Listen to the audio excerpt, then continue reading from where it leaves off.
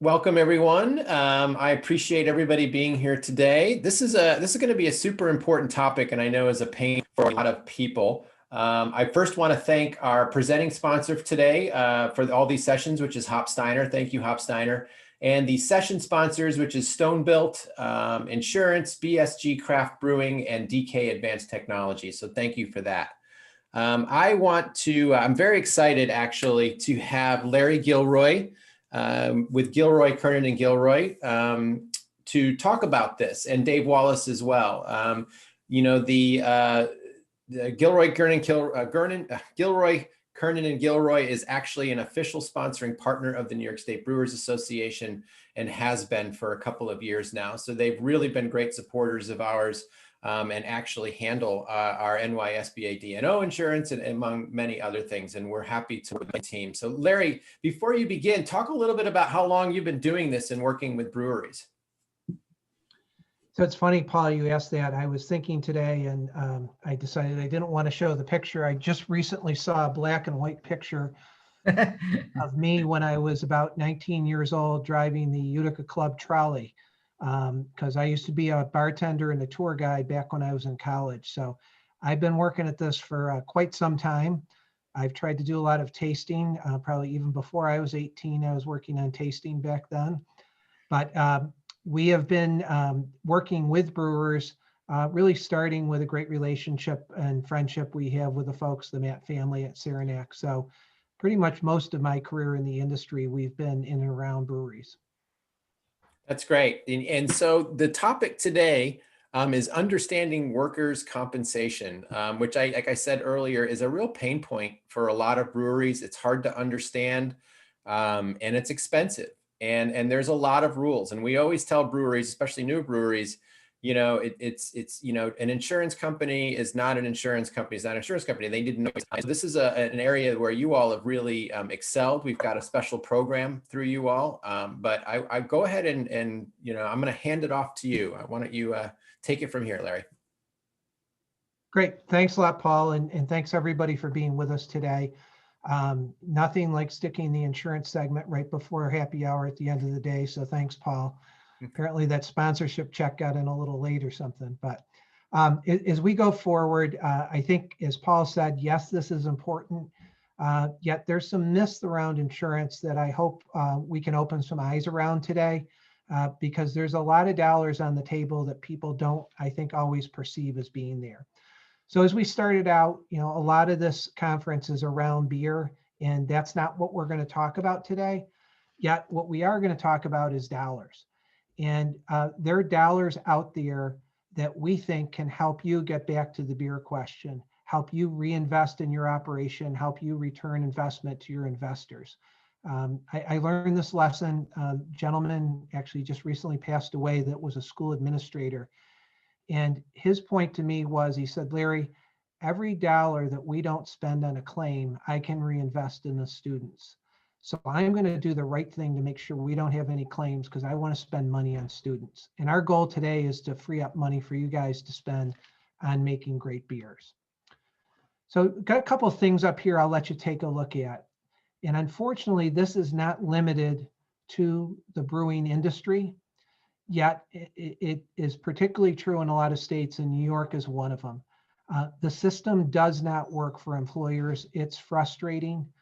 We often say the best workers' comp claim is the one that doesn't happen, because once it gets into the system, it becomes a frustrating process.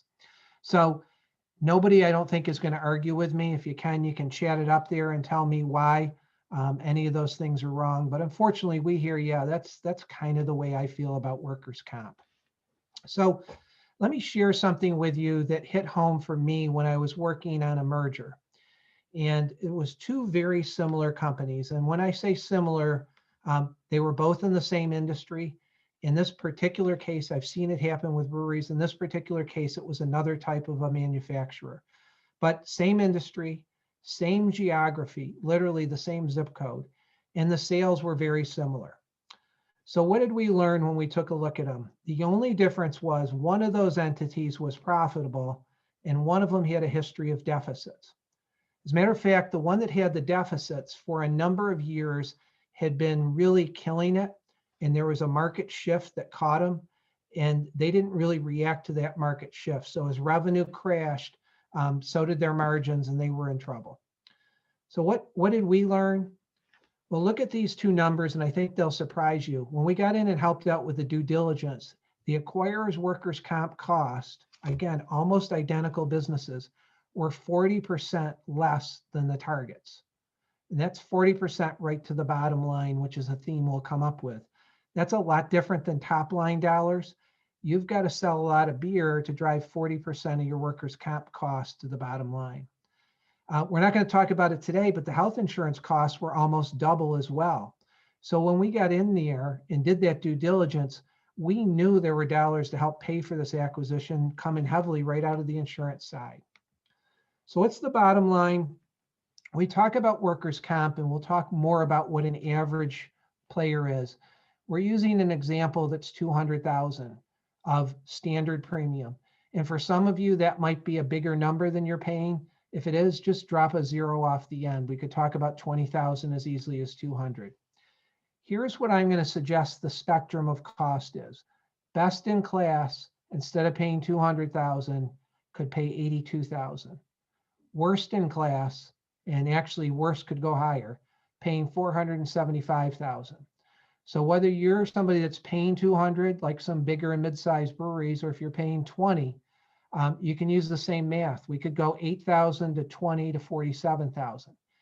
Normally, when we talk to people about workers' comp, and Dave's right out there with a lot of different breweries, everybody's like, yeah, but how much can you move the needle on workers' comp? And if nothing else that we leave you with today, it's you can move the needle a lot. It's not all the same.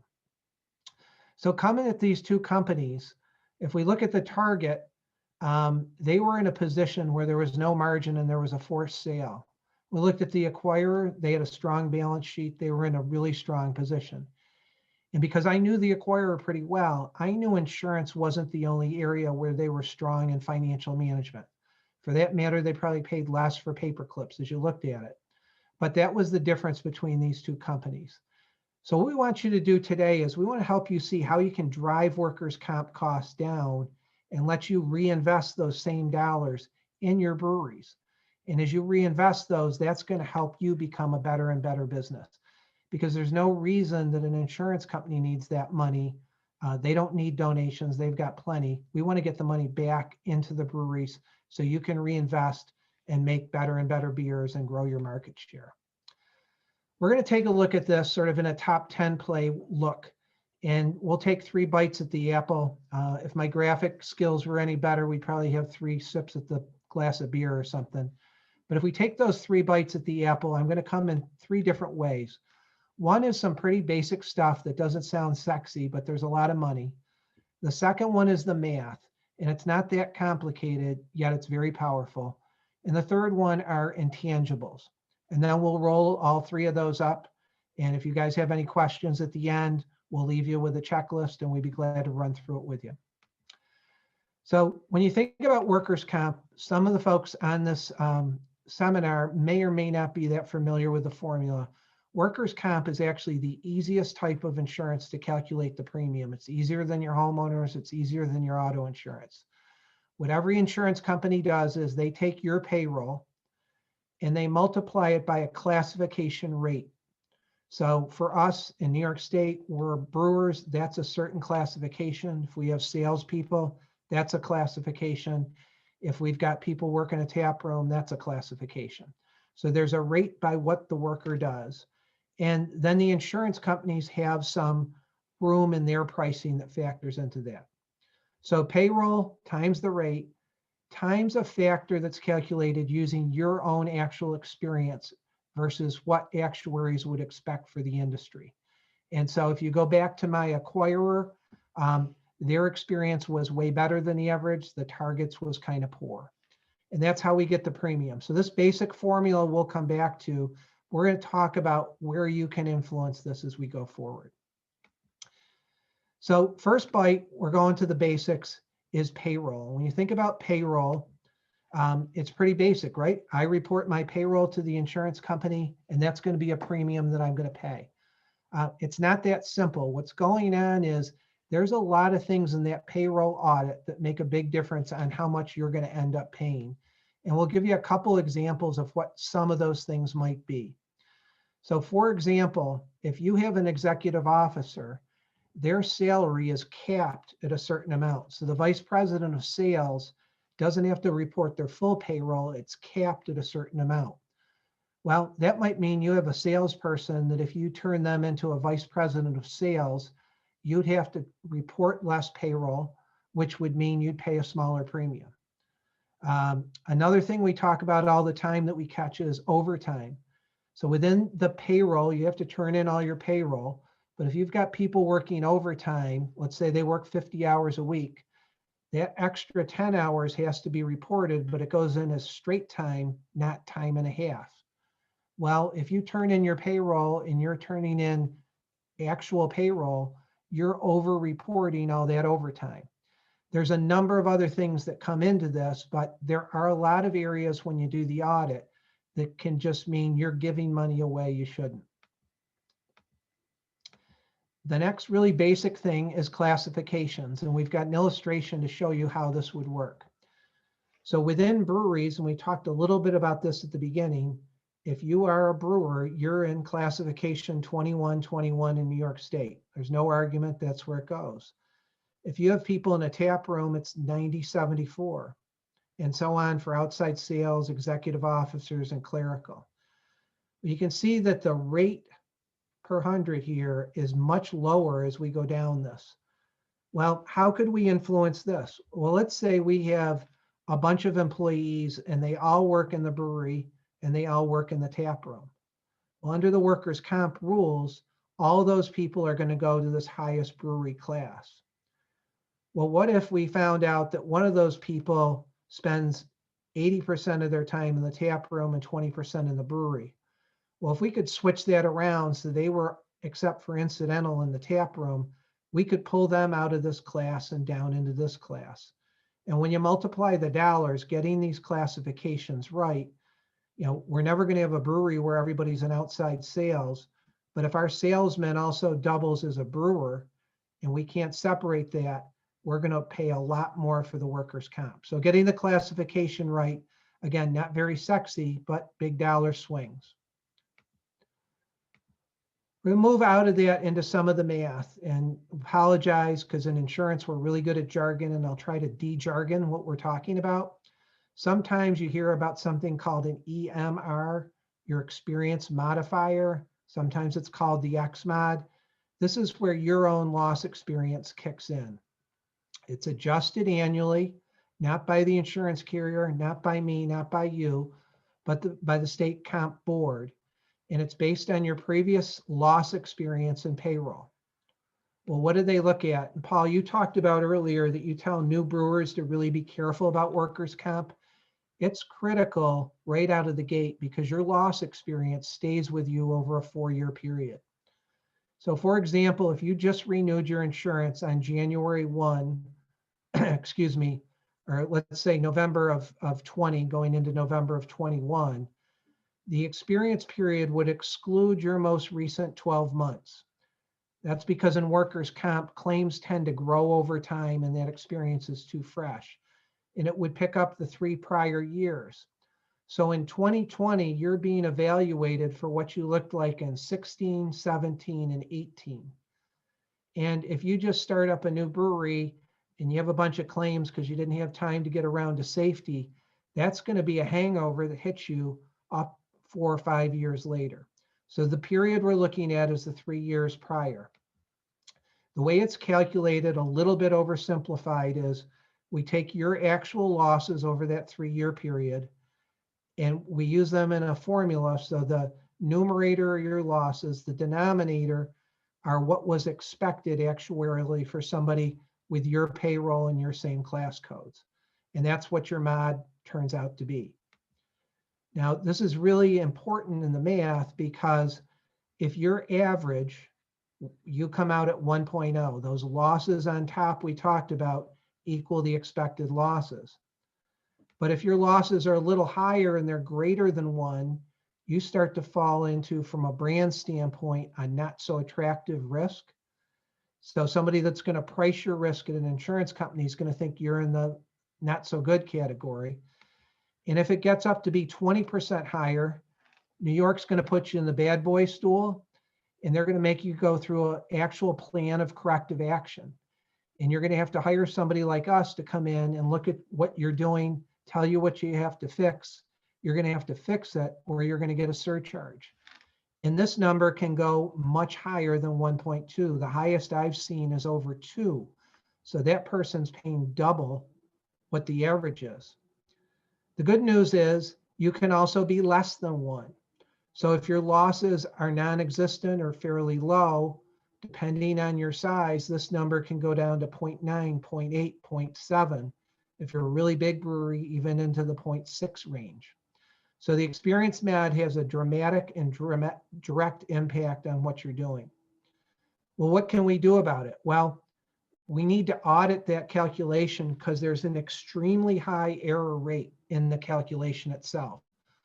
The math is the insurance company takes your loss information and payroll information, and they send it, in our case, to New York State, who then works that through the formula and kicks it back. There's a lot of touch points in there, and there's a lot of errors for and against you. So we've got to validate that it's right, because if it's not, why leave the money on the table? Claim reserves are a big factor here. This is calculated 6 months prior to your renewal. So it's really important to have a claim review 7 months prior to renewal to make sure those claims are right. Let's just say you had a worker who had a back injury and they had a $30,000 reserve. And it turned out that about 5 months before your renewal, that reserve was reduced by 20,000 because they came back to work and didn't need surgery. That's not going to matter. That 30,000 claim reserve is going to go against you. So the timing of calculating this is critical. Like we talked about before, getting the class codes right. We won't go into it here, but one claim itself could drive that change from 1.0 to 1.2. And this hangs with you for almost 4 years. We're skipping the most recent, going 3 years forward. What that means is, in many cases, especially with smaller claims, you're literally self-insuring, because when your experience mod is high for 3 years in a row, you're almost paying for the full cost of that claim yourself. When you come and meet Dave Wallace and say, hey, can you help me with my workers' comp? If your mod is 0.8, Dave's going to say, no problem, we can slam this in. If you say it's 1.2, Dave's going to say, we got some work to do. We're going to have to talk. And needless to say, when we're battling COVID, when we're recruiting employees, when we're battling competition, you probably don't want to fall into a category where New York State says, time out, you're going to spend some time with us creating a safety plan that we find acceptable. Totally brought on by you and totally avoidable. Moving into the next category, again with our acronyms, there's something called the loss cost multiplier.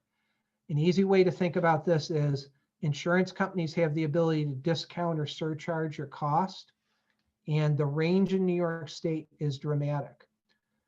So once insurance company gets a hold of your classifications from the state, they apply a factor, and the most aggressive factor raises that state rate by 2.4%. If you take a look at the other end of the spectrum, the worst, the highest in New York raises at 91%. So if you went from the very most aggressive carrier in New York to the least aggressive, there'd be a 88-point percentage swing in the cost, big dollars. We picked one here. AmTrust is one. They're at about 1.36. So if you're with AmTrust, you could be, 34 points above best in class that's out there. So loss cost multiplier, dramatic effect. Taking a look at this kind of across the spectrum. So the same account with the same experience mod, we could see the price ranging from 200,000 to 383. Or drop it down to, what if I'm paying, not 200, but I'm knock a zero off there, 20,000 to 30 to 38. Big swing in the math. The last place we want to talk about math is a little bit behind the curtain, and this is with insurance company discounts. And these aren't for you to memorize or familiarize yourself with. It's just to know that the insurance carrier has a bag of tricks that you need someone like us who understands them to make sure you're getting the best. So they have different discounts in their filings. They also have discounts for drug-free workplace, for people with good safety programs. Some offer dividend programs. If you're a larger risk, you might move into a deductible or retrospectively rated where you took on some of the risk. There are things called safety groups that offer discounts and dividends. They have some fees often tied into them. State Fund is the only carrier out there that can actually surcharge your premium. So you got to watch that if you're in trouble. And the great thing is the New York State Brewers Association has a special program exclusive to you we'll talk about later on. What else is out there? Well, we'll move a little bit into the intangibles. And the first thing that I want to talk about is what we'll call best in class. And when I talk about best in class, the question would be, if you took a look at your operation versus the best run brewery from a safety standpoint, are you at that level? Are you somewhat worse? Or are you not even close? Well, best in class when it comes to you makes a big difference, because insurance companies are there to find the best in class. They want to insure your risk, but they're also trying to make a profit. So if you're not best in class, one, you're probably going to have a higher experience mod, but two, you're going to have a harder time negotiating a good deal. The next place we take a look at is best in class, your partners. So are your partners as an insurance company somebody that understands breweries, that can come in and help you get better at safety? They can help you get people back to work when there's a claim. They know how to take the difference between a real claim and a fraudulent claim. Is your advisor partner, your agent, somebody that writes a lot of breweries, that understands the space and knows how to apply all these discounts? When you put those two together, you're moving into the intangible of brand. And you as an industry understand brand better than most people. You know, take a look at the cans that are out there today. Several years ago, the only beer that came in cans was the stuff you were going to buy when you didn't have any money left over. Now the best IPAs are in cans with really cool art on them. As an industry, we understand branding. We understand where we're trying to go. You know, and it goes to all kinds of things that are out there, awards, other things that are your brand. So we get brand. What's missed by a lot of insurance buyers is you also have a brand in the insurance marketplace. The carriers that are writing your insurance think about you as either best in class, or they're not sure, or maybe not so good. Well, how do they know? Where does that brand come from? Well, part of it comes from public access. They look at OSHA logs. They take a look at Glassdoor and other hiring sites to find out what people are saying about you, you know, your former employees. They take a look at who you're working with. So if an insurance company knows that we can come in as a firm and help you turn something around, you can leverage our brand. So brand is a very important topic, well understood by many people. We'll call it in the general manufacturing space. But the concept that we have a brand, not what we want it to be, but how it's perceived, makes sense when we talk to people about it. And because you guys are so good at brand, it's often something you can help us really make a difference on. Number one, by being best in class, and number two, making sure that story is told.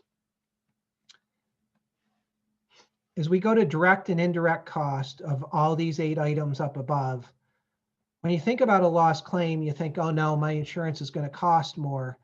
That's really, when you look at that graphic about the iceberg, that's really the stuff above the waterline.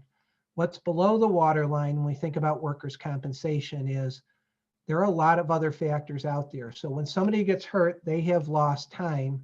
Well, what does that mean? Well, if it's a skilled, important part of your team and she's out, you may have quality issues. You may run into productivity issues. If you're getting dragged into comp court to fight a case that you don't think is legit, there's a management focus that gets into legal. There's also a cultural issue. What happens when people get hurt at work a lot? You know, that doesn't build up morale. So as you take a look at this, can we quantify it? Yes, we can. What we see is in our industry, we generally see that the cost of a workers' comp claim is multiplied 3 to 5 times to get to what the true cost of all these factors are. So that workers' comp cost, that above the iceberg, above the water line, is just a small piece of this. And we bring this up because companies that buy into this say, $1 of prevention is a great investment for me because I'm going to protect my employees who are the people that make me successful, and I'm going to control my cost. And we're an industry that I would say more than many is really passionate about taking care of your employees. And I'll tell you, there's some pretty nasty accidents we see out there in the workplace. And when you get involved in one of those and have to bring somebody to the emergency room, and you're talking about the types of injuries that can happen, really serious injuries that are life-changing, are going to affect their family. That's not a place we want to be. At that point, it's forget about the workers' comp cost. Let's just take care of our team. Talk a little bit about the difference between top line and bottom line. Well, if we go back to my cost here, and you start thinking about the difference between 80,000 and 475,000, or you think about the difference between 8,000 and 20 and 47, if we knock a zero off there, how many cases of beer, how many kegs do we have to sell until we can make that kind of money to the bottom line? The difference between 20,000 and 8,000. What's it take us to drive 12,000 a profit? It's a lot of sales. So as we look at that, we really like to think about the investment as workers' comp as being something that's going to be a great ROI because it's going to go right to your bottom line. So we looked at this. If you took that example up above, if you save 390,000, you're almost buying 4,000 kegs or 10,000 bags of hops or malt, excuse me. Crunch that down. If you're at the 20,000 premium level and you're saving 39 there, so you're buying 400 kegs or 1,000 bags of malt. It's a big dollar difference in our industry. If you multiply that by your margin, you're going to see big returns to get up to those sales numbers that we've got to work with. So at the end of the day, we wanted to leave you with what I would call a checklist. So if you took this top 10 and you looked at the checklist and you said, okay, if there's a big swing in workers' comp cost and I want to be the acquirer, not the acquired, or I want to be strong enough financially so I don't have to be acquired, how am I doing on payroll? Did I get my payroll reported correctly? Or am I donating money to the insurance company? How about classification? Have I found the right classification, or am I making a donation? When it comes to the experience mod, am I best in class in safety and driving my costs down? Or do I have an unfair disadvantage against my competition who can make their product a lot more efficiently than I can because they're not paying that extra based on experience?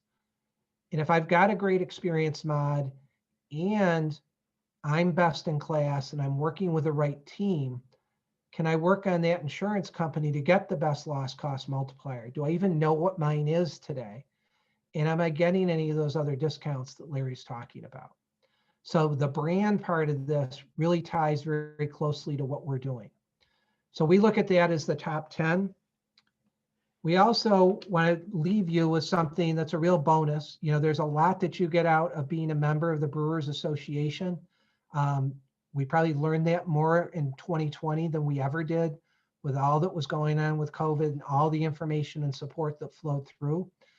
But one more piece of that is you are eligible for a New York State workers' comp program exclusively through the Brewers Association and GKG. It includes upfront best pricing in the market. You're eligible for an annual dividend in addition to that upfront pricing. You have access to our resources for loss prevention and claims oversight. It's with an A+ New York State admitted carrier. And in addition, you may be eligible for all lines, could include your bonds, your employee benefits, and property and casualty. The one note on this is eligibility is subject to loss history and management commitment.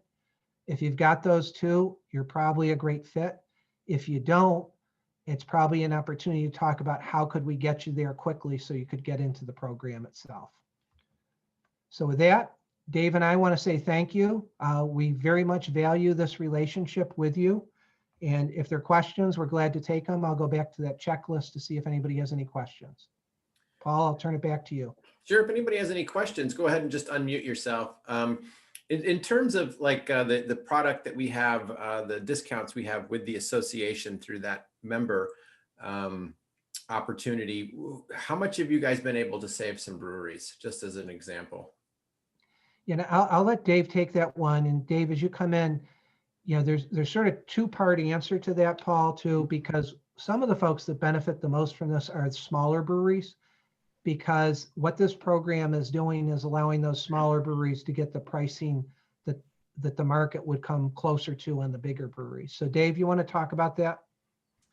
Yeah, you know, as Larry went through these slides and showed all the different tools that we have available, or the carriers have available, because of the carrier we work with, their understanding of the brewers, you know, how they operate, the risks that they present, and their desire to be the market of choice. You know, it's relatively easy to walk into a brewery and just take a look at their work comp policy, and I can see right away what they're paying, and based upon information I get, I can see where we could really go with our program. So realistically, it's not uncommon to see a 15 or 20% savings right off the top.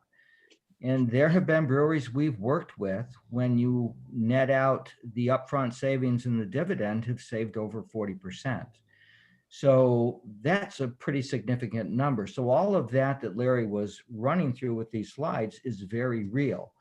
Some of the numbers are greater, but the percentages that he showed carry through. And so whether you're a big brewery or a small brewery, 15 or 20% savings, real dollars. So, you know, I'm not a brewery owner, and forgive me for the basic question, but, you know, one of the things I heard early on, and Larry, you touched on it, about, you know, where class code breweries fall under. And wasn't there something about like a driver's class, but not everybody drives? Like, can that be changed, or how does that work for breweries? Yeah, so the classification piece isn't a negotiation. I mean, the rules are very clear what they are. So the trick is to make sure we understand what people are doing. So that's sort of the science. The art of it is, oftentimes we could look and say, you're properly classified, but if we change somebody's role a little bit, they could move into this other classification. And you get into other industries where the brewery class is going to pick up most of your drivers, but you get into other industries where the driver's class would be broken out separately. And that's where we would look at it, Paul. The brewery class is somewhat all-inclusive, except as we get into the tap room and we get into the outside sales or clerical type stuff. I see, you know, I see the couple brewers on, and I see like Jeff Lyons, not to call him out, but he's opening up a brand new brewery, his first brewery, after having worked with some. What are some mistakes that brewers make, or what advice would you get, like just opening a brewery and when it comes to workers' comp? Dave, you want to take that? Sure. You know, I think that, you know, one of the things we'd recommend is that, you know, plan ahead, be proactive. Don't wait until the last minute to start researching, you know, what your insurance costs are going to be, whether it's your package, the workers' comp, or the bonding. You know, make a move on that right up front. But also, you know, if you're going to be operating alone or hiring employees, make sure your employees are qualified to do the work that you're asking them to do. You may want to check on their prior medical history. You know, you don't want to be hiring somebody that's prone to an injury, because as soon as you get started and there's a claim, as Larry said, there's the cost that you can see above the water, and then there's the cost that you don't really see that add up over time. So employee selection is critical. And then making sure that, you know, your equipment is set up in such a way that, you know, it's going to help you prevent injuries. Most common are slips and falls because of all the water in breweries, in lifting. So lifting aids are very important. Yeah, and I would just add to that, Paul, any startup business begins with this experience modifier of 1.0. And until you have enough premium built up, that sticks with you for 1 or 2 or 3 years. And so oftentimes people aren't thinking about safety. The problem is that claim in that first year is going to stick with you as you go forward. And so, what you don't want to do is wake up and find out I've got an experience mod of 1.3. I'm paying 30% more than average. Now I've got to do the state audit thing and get some religion about safety. It's much better just to start out with that culture where the loss isn't going to happen. And I popped this slide back up just to reinforce the idea that there's a long tail to any one of those claims. Excellent. Did you guys, enter, was it the last frame, or Dave, if you guys could enter, I can do it real quick, enter your contact info in chat so that people can reach you. Yeah, we'll let Dave do that. You can also go, we've got a splash page on your website, Paul. Yeah. And somebody can go there, and Dave's contact information is right there. You can link into that as well if it's not something you're writing down right now. So we'll have Dave. I'm trying to get the link up. Sorry, my computer's running like a 1950 Volkswagen Bug today. So I I can don't. grab it, Paul. Thanks, Chloe. Yep, no problem. Make sure you And guys I'll get stop that the link. share and let you do it, Chloe. I'm just sharing the link to your splash page, correct? Yeah, sure. Yeah. Just I want to make sure that everybody knows how to reach Dave and Larry with questions, because I There do we hear go. when I do get a lot of phone calls about, what can you guys do about workers' comp, and get on the governor's office about workers' comp, and there's really nothing we can do about workers' comp. It's from an association standpoint. So it's, they need to work with their insurance brokers, and they need to get on programs like this to help them lower their costs. And I would say, Paul, I've been very involved in comp reform. It actually, believe it or not, it's way better than it used to be in New York, but it's still true. The deck stacked against you. So the way to win workers' comp, the best claim is the one that never happens. And even though that's some extra investment up front, it's way cheaper in the long run to do it the right way out of the gate. Because if you go to comp court, you're not going to be a happy camper. Well, I don't see everybody's either too shy or, that was Too close to happy hour. Yeah, I know it. Right. There's either that or we've been doing happy hour for 3 nights and they're taking a break tonight. I'm not sure. But there is a happy hour tomorrow night. If you want to hop on, it's great. We got live music and everybody's going to hang out. So, hop on to that.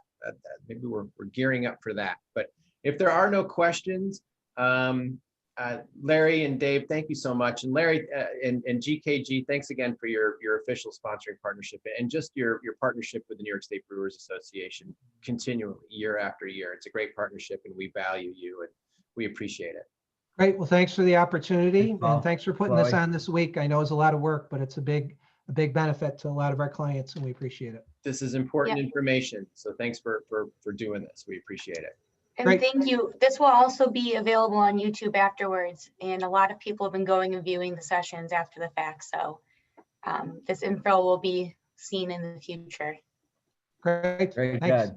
Thank you. Thank you very much. Thank you guys. See you later.